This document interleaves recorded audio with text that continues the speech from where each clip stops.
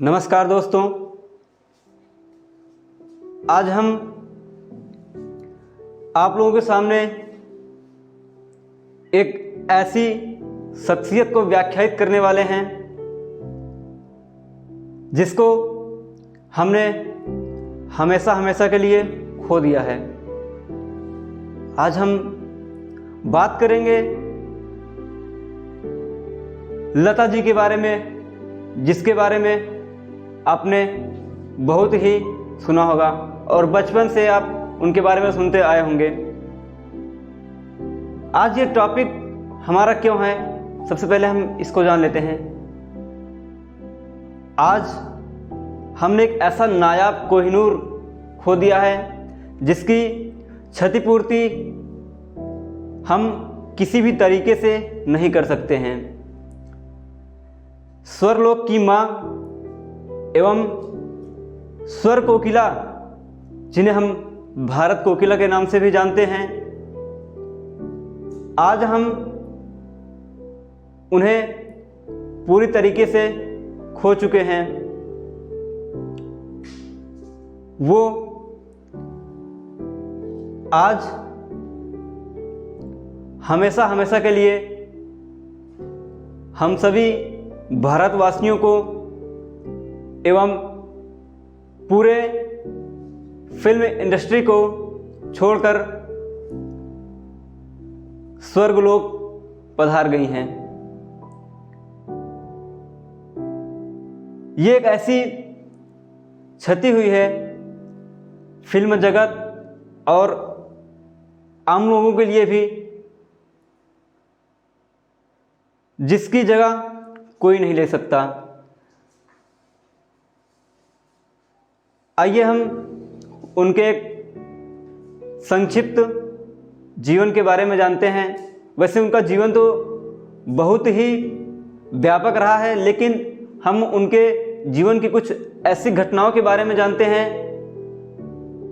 जिसको उन्होंने पार करते हुए आज ये मुकाम हासिल किया था और आज हम सबको छोड़कर वो चली गई हैं।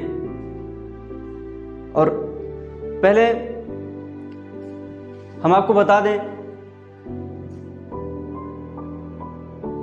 लता दीदी का जन्म 28 सितंबर 1929 को मध्य प्रदेश के एक शहर इंदौर में हुआ था। इनके पिता पंडित दीनानाथ मंगेशकर जी थे, जो कि एक खुद ही पार्श्व गायक हुआ करते थे और ये भी बहुत ही मशहूर, अपने शहर के, अपने राज्य के बहुत ही मशहूर पार्श्व गायक एवं कलाकार हुआ करते थे। इनके पिता पंडित दीनानाथ मंगेशकर जी का एक खुद की इनकी एक ड्रामा कंपनी थी जिनके ये मालिक थे और इनकी माता सेवंती मंगेशकर जी थी। बचपन से ही जब इनका जन्म हुआ था तो पंडित दीनानाथ मंगेशकर जी को ऐसा लग गया था कि जो इनकी आने वाली संतान या फिर जो संतान आई है, इनके अंदर दैविक शक्ति का वास है, जिसे आज हम कहते भी हैं कि लता दीदी के गले में स्वयं साक्षात माँ सरस्वती जी का वास था।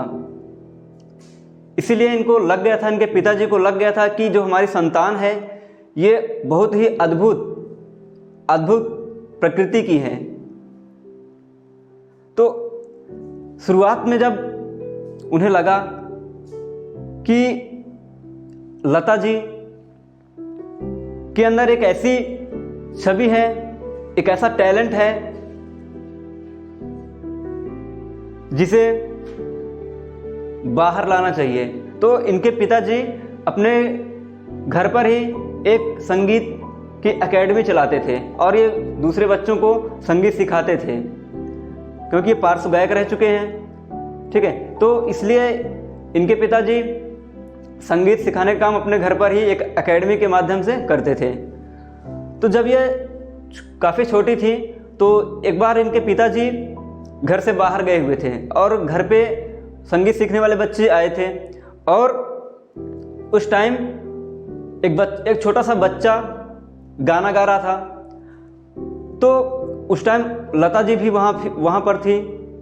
तो जब वो बच्चा थोड़ी सी किसी लाइन को गलत गाया तो लता जी ने उस बच्चे को इस तरीके से बताया जैसे कि उन बच्चों की टीचर उनके पिताजी नहीं, लता जी ही हैं। तो ये सारी बात उनके पिताजी पीछे खड़े होकर सुन रहे थे क्योंकि वो उस टाइम आ गए थे।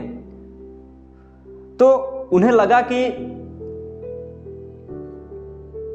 लता जी को भी कुछ संगीत की दुनिया का ज्ञान दिया जाए। तो उस टाइम से फिर उनके पिताजी यानी कि पंडित दीनानाथ जी लता जी को घर पर ही संगीत की शिक्षा देना प्रारंभ कर दिए थे।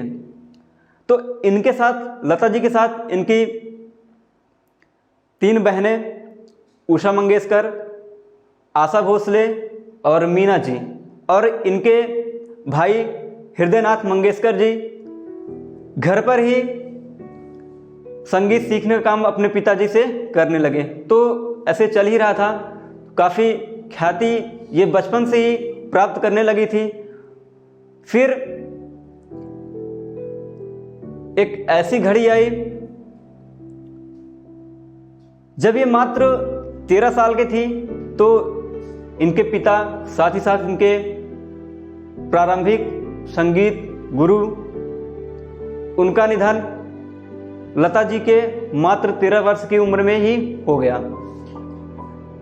जब उनके पिताजी का निधन 13 वर्ष की उम्र में हुआ तो उस टाइम, क्योंकि ये लता जी घर में सबसे बड़ी थी, 5 भाई बहनों में सबसे बड़ी थी, तो उस टाइम जब इनके पिताजी का निधन हुआ तो उसके कुछ दिनों बाद परिवार में बहुत सारी दिक्कतें आई, बहुत सारे संघर्षों को इनको देखना पड़ा। तो यानी कि परिवार की पूरी आर्थिक जिम्मेदारी लता जी के कंधों पर आ गई। जब घर का खर्च भी चलाना मुश्किल हो गया तो लता जी ने कुछ सोचा और फिर इन्होंने फिल्मों में काम करने का एक नया रास्ता खोजा, क्योंकि इनको फिल्मों में काम करना पसंद नहीं था, केवल इनको गायकी पसंद था। लेकिन इनको मजबूरी में, परिवार की माली हालत को देखते हुए इनको मजबूरी में फिल्मों में काम करना पड़ा।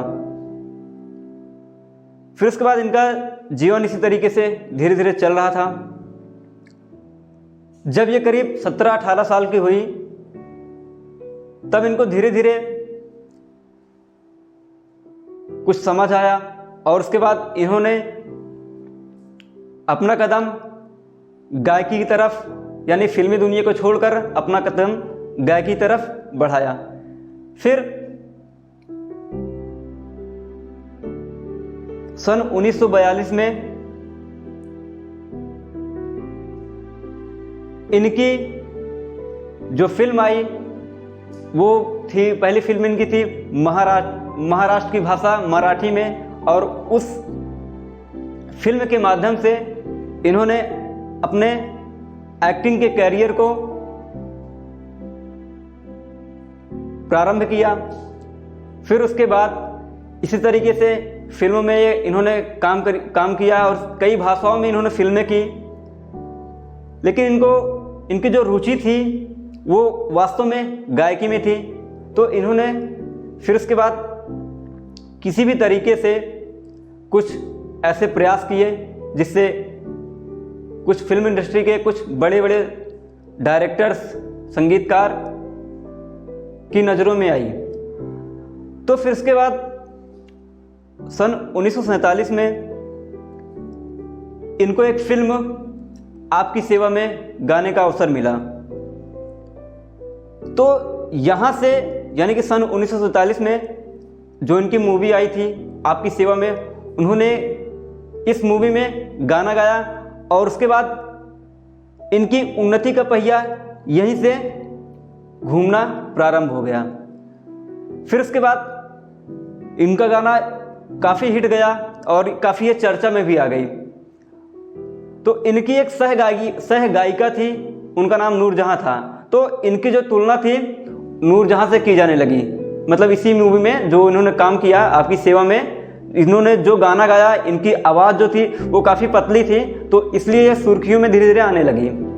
तो यहाँ से जो इनकी जो मूवी थी, इस मूवी से इनके कैरियर का जो पहिया तेजी से घूमा।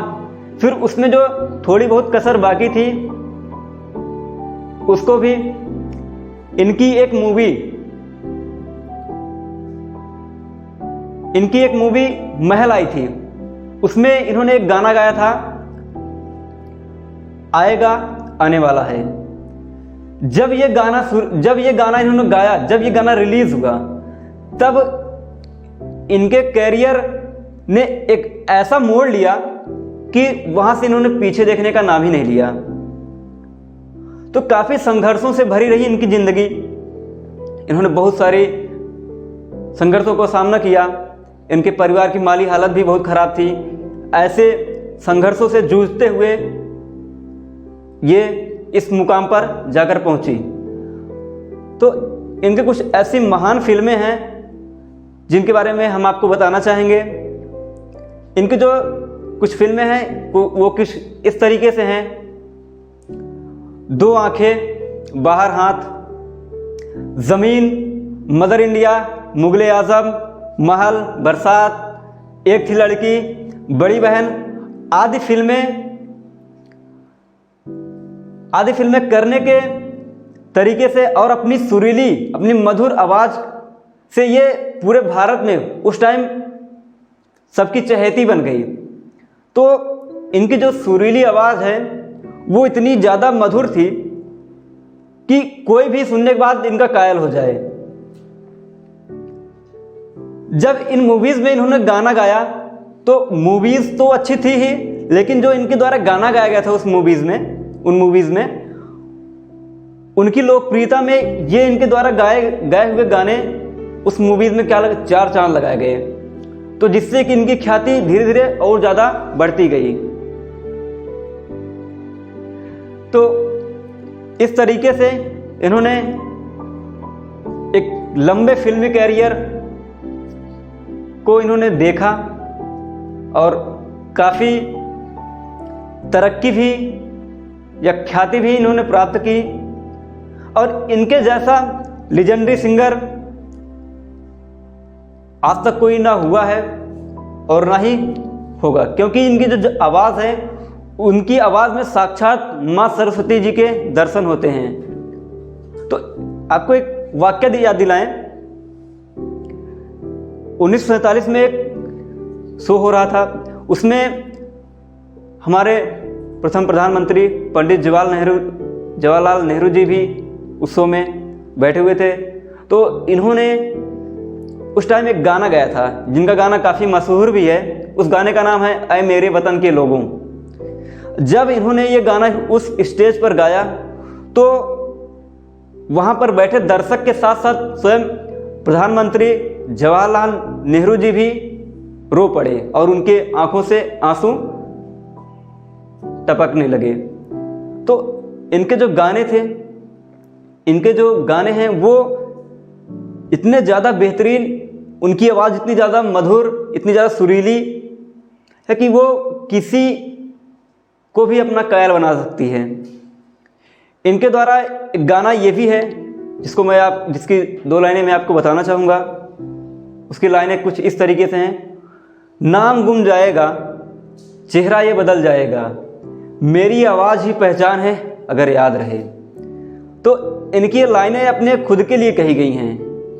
नाम भी बदल जाएगा, चेहरा भी बदल जाएगा, लेकिन इनकी आवाज़ ही पहचान रहे अगर याद रहे। तो वास्तव में जो इनकी आवाज़ है उसकी तुलना हम किसी से भी नहीं कर सकते। इनकी आवाज़ अतुलनीय है और इनकी आवाज़ की तुलना भी हम कर सकें, ये तुलना करना भी बहुत ही कठिन है। तो आज 6 फरवरी 2022 को स्वर्गलोक की मां कही जाने वाली लता मंगेशकर जी, जिनको हम हमेशा के लिए खो चुके हैं, वो आज हमारे बीच नहीं रही। मुंबई में इलाज के दौरान उनका स्वर्गवास हो गया है। तो हम सभी इस सदमे को उस तरीके से नहीं बताना चाहेंगे जिससे इनकी आत्मा को तकलीफ हो, और इनकी आवाज़ हमारे जहन में, हमारे रोम रोम में हमेशा के लिए वो बस गई है और हमेशा रहेगी। तो इन महान आत्मा को हम आप सभी की तरफ से, अपने केपीएम परिवार की तरफ से अश्रुपूर्ण श्रद्धांजलि अर्पित करते हुए हम अपनी लता दीदी को फिर से एक अश्रुपूरित श्रद्धांजलि देते हुए हम इनकी आत्मा की शांति के लिए ईश्वर से प्रार्थना करते हैं। और एक बार फिर से कहते हैं, इनकी आवाज़ हम भारतीयों और समस्त स्वर लोक के गायकों समेत हमेशा दिल में रहेगी। और आपको ये भी बता दें कि इनके नाम एक ऐसा रिकॉर्ड रहा है जिसकी कल्पना भी करना आसान नहीं है। इन्होंने 20 अलग अलग भाषाओं में करीब 30,000 गाने गाए हैं। मतलब कि 20 भाषाओं में करीब 30,000 गाने इन्होंने गाए हैं, जिसकी कल्पना करना भी आसान नहीं है। अगर पुरस्कारों की बात करें तो इनको ऐसे कौन से पुरस्कार नहीं हैं जो ना मिले हों। जैसे भारत रत्न, फिल्म जगत का सबसे बड़ा पुरस्कार दादा साहेब फाल्के पुरस्कार, तो इनके पुरस्कारों को हम गिन नहीं सकते हैं। इनको इतने पुरस्कार मिले हैं। तो फिर से हम स्वर की मां कही जाने वाली लता जी को हम अपने केपीएम परिवार की तरफ से श्रद्धांजलि अर्पित करते हुए आपसे अलविदा लेते हैं। धन्यवाद।